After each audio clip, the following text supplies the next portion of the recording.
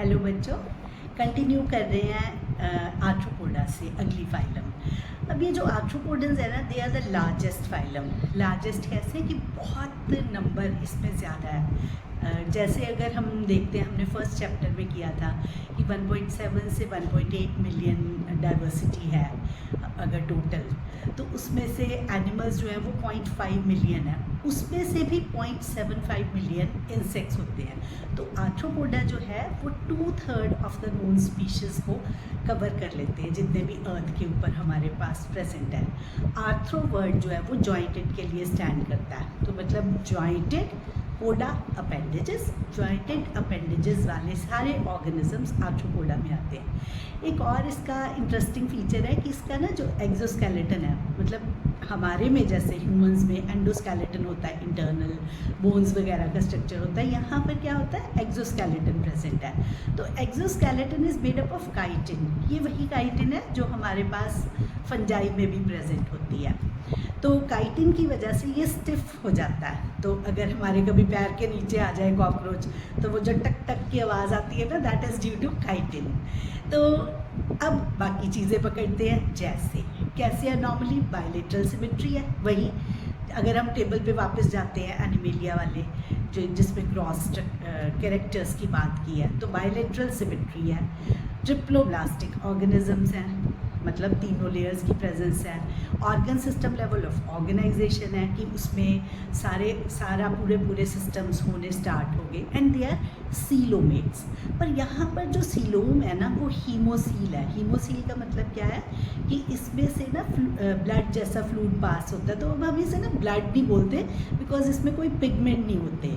वो क्यों नहीं होते? जैसे हीमोग्लोबिन है, वो तो ऑक्सीजन कैरियर होता है हमारे पास जो ह्यूमंस में होता है। यहाँ पर ऑक्सीजन तो ऐसे कैरी नहीं हो रही, वो तो स्पाइरेकल्स के थ्रू कैरी करता है वो, इसलिए ये हीमोसील की प्रेजेंस इसमें है, जो ऊपर जो चैनल्स जिसमें से कि फ्लूइड पास कर रहा है सारा। तो ऐसी सर्कुलेशन को हम ओपन सर्कुलेशन बोल देते हैं।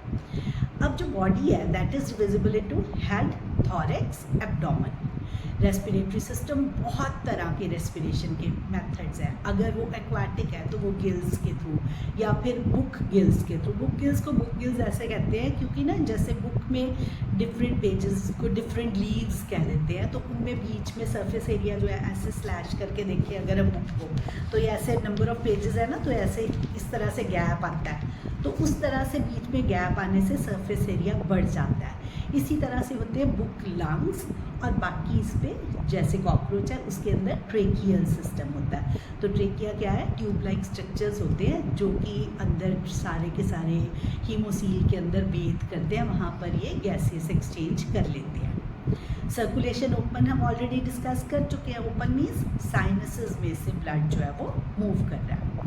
अब इसका अगर सेंसरी सिस्टम देखें तो सेंसरी में एंटीनी, इसके ऊपर जो मूछें होती हैं कॉकरोच की, दैट इज एंटीनी। तो जो एंटीनी है वो सेंसेशंस परसीव करते हैं। आपने देखा होगा वो हिलते रहते हैं, तो हिलते हिलते वो क्या है, अपनी सराउंडिंग्स को सारा देख रहे हैं, उसको जज कर रहे हैं। इसके अलावा क्या होता है, इसके पास आईज है। आईज कैन बी सिंपल और कंपाउंड। तो सिंपल और कंपाउंड का मतलब क्या है? कंपाउंड आईज ना छोटे छोटे सब यूनिट्स की बनी होती हैं, वो सब यूनिट्स को बोलते हैं ओमेटिडिया। सिंगल, उसका सिंगुलर है ओमेटिडियम। तो जो ओमेटिडिया है ना, वो सब यूनिट्स की फॉर्म में कितना हेक्सागोनल से स्ट्रक्चर्स होते हैं, अराउंड 2000 जैसे एक कंपाउंड आई के अंदर प्रेजेंट होते हैं। तो वो सिंगल आई ना देखती है, तो वो जब देखती है तो कुछ कुछ पार्ट्स ओवरलैप करते हैं। जैसे हम देखते हैं ना कि मूवीज़ में रोबो कैसे धीरे धीरे अपने आप को एडजस्ट कर रहा है, जिगजैग सी मूवमेंट, उसमें आउटलाइन नहीं दिखाई देती, ऐसा विजन जो होता है दैट इज़ कॉल्ड मोज़ेइक विजन। तो वो कंपाउंड आइज जहाँ भी प्रेजेंट होगी वहाँ पर वो मोज़ेइक विजन शो करेगा। देन और सेंसरी क्या चीज़ होती है इसमें? स्टैटोसिस्ट होते हैं इक्विलिब्रियम के लिए, स्टैटोसिस्ट स्टेबिलिटी के लिए। एक्सक्रीशन अगर हम इसमें देखें तो इट इज़ थ्रू मेल्पीजियन ट्यूब्यूल्स, ये तो इंसेक्ट्स में होते हैं। और बड़ी इंटरेस्टिंग बात यह है कि मेल्पीजियन ट्यूब्यूल्स अगेन उसकी हीमोसील में वो फ्लोट कर रहे हैं, बेथ कर रहे हैं साइड्स में, और होते पता है कैसे हैं कि जैसे उसकी एलिमेंट्री कैनाल है उसके ही साइड्स पे ये प्रेजेंट है, 150 से लेके 200 के करीब, ये हम एवरेज बात कर रहे हैं। वेरी कर सकता है, कहीं 120 से 180 भी लिखा होता है। तो वो जो मेल्पिजियन ट्यूब्यूल्स है, ये मेल्पिजियन ट्यूब्यूल्स सारा कुछ, सारे नाइट्रोजिनस वेस्ट को एक्सट्रैक्ट करके ना डाइजेस्टिव सिस्टम में डाल देते हैं। तो अब वो डाइजेस्टिव सिस्टम डाइजेस्टिव वेस्ट के साथ साथ नाइट्रोजिनस वेस्ट को भी बाहर टुवर्ड्स आउटसाइड लेके जा रहा है। तो इसमें ना ये यूरिकोटेलिक होते हैं। तो यूरिकोटेलिक मीन्स कि यूरिक एसिड रिलीज़ करते हैं। तो जहाँ पर भी कहीं पानी की स्कैसिटी होती है ना, कम पानी यूज़ करना होता है, वहाँ पर ये यूटिलाइज किया जाता है uric acid for excretion and osmoregulation. ये दो वर्ड्स हैं जो ऐसे ना साथ साथ टेकअप करते हैं। जो तो एक्सक्रीशन है दैट इज़ नाइट्रोजिनस वेस्ट का रिमूवल, और जो ऑस्मोरेगुलेशन है वो साथ में गाढ़ापन, फ्लूइड जो नेचर है अंदर वाले मटेरियल की, उसको मेंटेन करने को इंक्लूड करते हैं इसमें ऑस्मोरेगुलेशन को। अब उसके बाद नेक्स्ट, एक तो मेल्पिजियन ट्यूब्यूल्स हो गए। नेक्स्ट जो है दैट इज़ एंटीनरी या ग्रीन ग्लैंड। ये जो एक अरेक्निड्स वाला ग्रुप होता है ना, ऐसे है कि आर्थ्रोपोडा में ना कुछ तो जॉइंटेड पेयर ऑफ लेग वाले, 3 पेयर्ड लेग्स वाले होते हैं, वो तो इंसेक्टा में आते हैं। और कुछ ऐसे होते हैं जो 4 पेयर ऑफ जॉइंटेड लेग्स को कैरी करते हैं, वो सारे अरेक्निड्स में आते हैं। तो जो अरेक्निड्स हैं उनमें एंटीनरी या ग्रीन ग्लैंड होते हैं जो एक्सक्रीटरी फंक्शन परफॉर्म करते हैं। अब नेक्स्ट बात करते हैं फर्टिलाइजेशन की। इसमें इंटरनल फर्टिलाइजेशन होती है। ऑलमोस्ट सारे जो इंसेक्ट्स वगैरह हैं वो ओविपेरस है। ओविपेरस मीन्स एग्स ले करने वाले। डेवलपमेंट कैन बी डायरेक्ट और इनडायरेक्ट। डायरेक्ट मतलब जो एडल्ट है वो अपनी यंग स्टेज से एग्जैक्टली रिजेंबल कर रहा है। Indirect means larval stages present. तो आप समझ सकते हो कि इस सारे में अगर हम देखते हैं आर्थ्रोपोडा में, बाकी तो सारे कैरेक्टर्स वही चल रहे हैं एनिलिडा के बाद वाले कि सेगमेंट्स की प्रेजेंस है, हेड, थोरैक्स, एब्डोमेन आ गया, और एडिशनल फीचर क्या है, काइटिन की प्रेजेंस 1। दूसरा जो इसका अपना स्ट्राइकिंग फीचर है that is jointed pair of appendages. ठीक है। अब क्या है, इसमें बहुत सारे इंसेक्ट्स हैं तो उसको उन्होंने कैटेगरीज में डिवाइड किया है। तो कुछ एमसीक्यूज फ्रेम होते हैं कि जैसे वन इज़ की एग्जांपल्स देखें कि इकोनॉमिकली इम्पॉर्टेंट इंसेक्ट्स कौन से हैं। तो पहली कैटेगरी एनसीईआरटी लिस्ट करता है, उसमें आता है एपिस हनी बी। आपको पता है हनी के लिए as well as bee wax के लिए हनी बीज को यूज़ करते हैं, एपीकल्चर बोलते हैं हनी बी के कल्चर को। तो इसमें कैसे होता है कि हनी बीज को ना ऑर्चर्ड्स में रख देते हैं, उनके हाइव्स को, वो साथ ही साथ पॉलिनेशन भी करते हैं, साथ ही साथ उससे honey as well as bee wax obtain होता है। दूसरा इंसेक्ट आता है इसमें वॉम्बिंग्स, सिल्कवर्म। तो जो सिल्कवर्म है आपको पता है ये सिल्क किससे ऑब्टेन होता है, क्या होता है, जो इसका कोकून होता है वो अपने अराउंड थ्रेड्स सिल्क की फॉर्म में मतलब लपेटा होता है, उसने एक प्रोटेक्टिव कवर बनाया होता है, तो उसको बॉयल करके उससे रॉ सिल्क ऑब्टेन किया जाता है। देन उसके बाद आता है लेसिफर, लैक इंसेक्ट। इसकी जो लैक इंसेक्ट में से जो लैक कमर्शियल प्रोडक्ट ऑब्टेन होता है ना, ये इसका घर होता है, ये अपने रहने के लिए लाख से घर बनाता है। तो आपको पता है इसके ऑर्नामेंट्स भी बनते हैं, चूड़ियाँ वगैरह बनती हैं, और इसी के साथ इसको सीलिंग मटेरियल के लिए भी यूज़ करते हैं। जहाँ कहीं कोई कॉन्फिडेंशियल मटेरियल भेजना होता है तो उसको लाख को पिघला के उसको सील किया जाता है उसके साथ। देन उसके बाद हम बात करते हैं इसमें वेक्टर्स की। तो वेक्टर्स क्या है, एनाफ्लीज, क्यूलेक्स, एडीज, मॉस्किटोज हैं तीनों। और आपको पता है एनाफ्लीज जो है, एनाफ्लीज की फीमेल मॉस्किटो, मेल तो फ्रूट जूसेस सक करता है ना, जो फीमेल मॉस्किटो है वो प्लाज्मोडियम को कैरी करती है which is a malarial parasite. तो मलेरिया कॉज करने वाला एनाफ्लीज हो गया।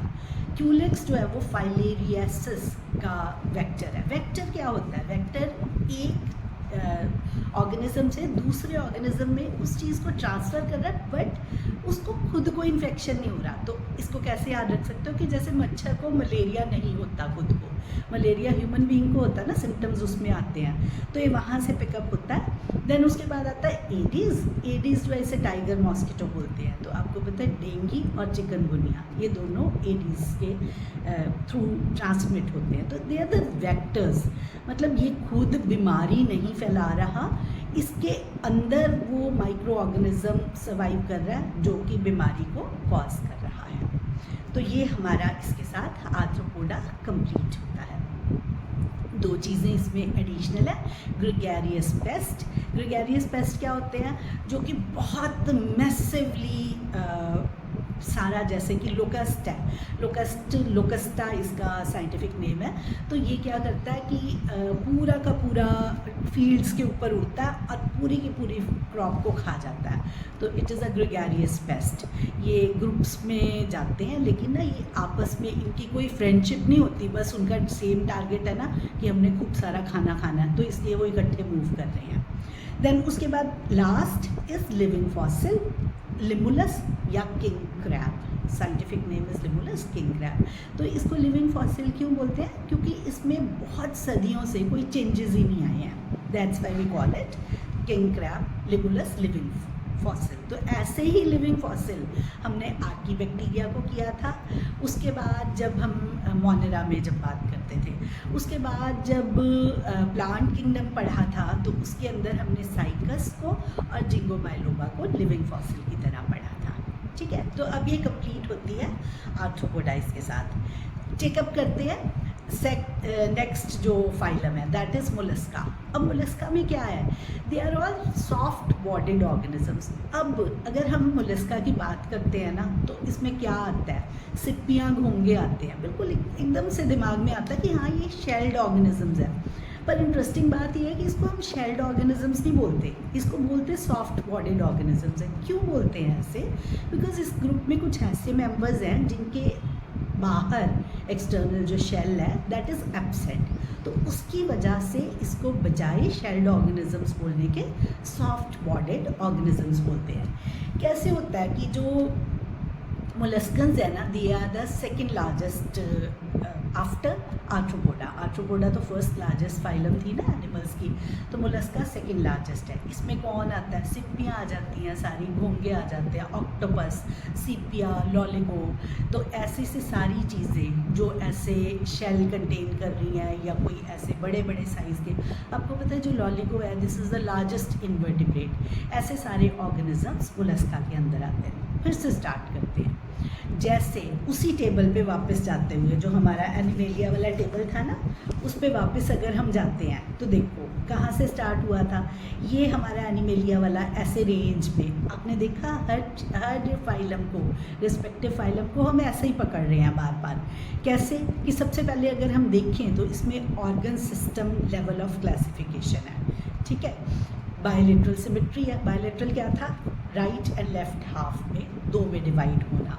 उसके बाद क्या है, ये सीलोमेट्स हैं, सबके पास सीलोम की प्रेजेंस है, बट इसमें रिड्यूस्ड सीलोम होती है। ट्रिप्लोब्लास्ट तो है ही हैं, आपने देखा था ना कि प्लेटीहेलमिन्थस ऑनवर्ड्स सारे ट्रिप्लोब्लास्टिक ऑर्गेनिजम्स थे। तो अब ये जो मोलस्कन्स हैं इन इटसेल्फ सीलोम है, लेकिन it is reduced coelom, haemocoel.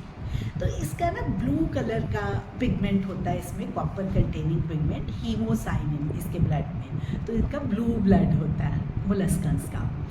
इसके अलावा जैसे उधर हेड, थॉरेक्स, एब्डोमेन में डिवीजन थी आर्थ्रोपोडा में, तो मोलस्का के अंदर अब हेड, मस्कुलर फुट और विसरल हम कैसे बना सकते हो, ऐसे सोचो ये चीज़ है, इसमें ऊपर की तरफ ये हेड है। किसी भी सिप्पी या घोंगे को सोच के देखो कि ये यहाँ पे उसका ऐसे शेल सा दिखाते हैं ना, और ये वाला हेड वाला रीजन है, ये सोचो मोटा सा फुट है उसका जिसको घसीटते हुए वो चलता है, एंड ये जो उभरी हुई चीज़ है ये इसका विसरल हम्प है।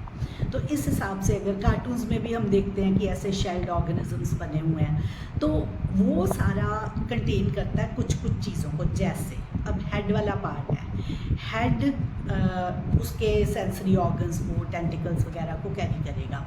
मस्कुलर फुट है, वो उसकी मोबिलिटी में, मूवमेंट में हेल्प करेगा। जो विसरल हम्प है उसमें विसरा मीन्स सारे इंटरनल ऑर्गन्स, उसमें सारे इंटरनल ऑर्गन्स की प्रेजेंस होगी। तो जो विसरल हम्प है ना, ऐसा वाला स्ट्रक्चर, इस स्ट्रक्चर के ऊपर ऐसे छोटी सी एक लेयर, बीच में आप देख सकते हो गैप है। ये जो गैप है इसके ऊपर स्पॉन्जी टिश्यू होता है। ये वाला हाथ अगर हम देखें तो दिस इज स्पॉन्जी टिश्यू, ये विसरल हम्प है, बीच में गैप है। ये spongy tissue is called mental, और ये विसरल हम्प और इसके बीच के जो जगह है, खाली कैविटी है, that is called mantle cavity.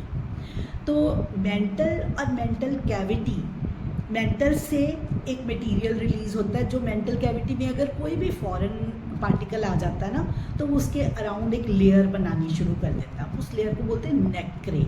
वो नेक्रे बना के हमारी पर्ल्स बनती हैं। जो हम पर्ल्स पहनते हैं ना, जो ओरिजिनल पर्ल्स हैं, ये सिप्पियों से बनती हैं। That is called Pinctada. उसका साइंटिफिक नेम है पर्ल ओयस्टर पिंकटाडा।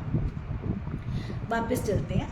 तो इसमें ये वाला गैप वाली जगह थी ना, इसके अंदर फेदर लाइक गिल्स होते हैं। वो gills respiration as well as excretion दोनों कर रहे हैं। मतलब you have to remember, otherwise हम गिल्स करते हैं ना कि रेस्पिरेटरी ऑर्गन्स होते हैं, तो यहाँ पे respiration as well as excretion ये दोनों काम ही टिनिडिया या gills, feather like gills, C silent है यहाँ पे टिनिडिया में। इसके अलावा इसके पास टेंटिकल्स होते हैं। टेंटिकल सेंसरी फंक्शन है। माउथ में एक स्पेशलाइज स्ट्रक्चर होता है रैस्पिंग ऑर्गन रेडुला। तो मतलब ये चीज़ों को, प्रे को कैप्चर करने में काम आता है। मोस्टली जितने मोलस्कल्स हैं ना वो सारे के सारे डायोशियस हैं। डायोशियस मतलब उसमें मेल एंड फीमेल सेपरेट होते हैं। They are all oviparous. अगर डेवलपमेंट देखें तो इसमें इनडायरेक्ट डेवलपमेंट है, मतलब हर एक के पास एक लार्वल स्टेज की प्रेजेंस है इसके अंदर। तो अब एक striking feature asexual reproduction absent होती है। दूसरा striking feature is they're unsegmented, मतलब एनिलिडा ऑनवर्ड्स सेगमेंट्स आनी शुरू हो गई थी। मेटामरिज्म या ट्रू सेगमेंट्स की फॉर्मेशन एनिलिडा से स्टार्ट हो रही थी। लेकिन अब ये जो मोलस्कल्स है ना, दे आर अनसेगमेंटेड। तो दो ही MCQs ज़्यादातर फ्रेम होंगे यहाँ से। एक अनसेगमेंटेड है, बाकी सारे कैरेक्टर्स लिखे होते हैं। ट्रिप्लोप्लास्टिक है या उसमें बायलेटरल सिमेट्री है, बाकी सब कुछ लिखा होगा। एक ऐसा कैरेक्टर जिसमें हीमोसील, ऐसी ऑप्शन होगी हीमोसील गिवन है। एक ऐसी ऑप्शन होगी जिसमें ये हमारे पास एडिशनली अनसेगमेंटेड वाला फीचर होगा। ठीक है, तो जब आप अटेम्प्ट करोगे तो you have to learn this thing कि आपके दिमाग में ये रहना चाहिए। तो विद दिस हमारा मोलस्का कंप्लीट हो जाता है।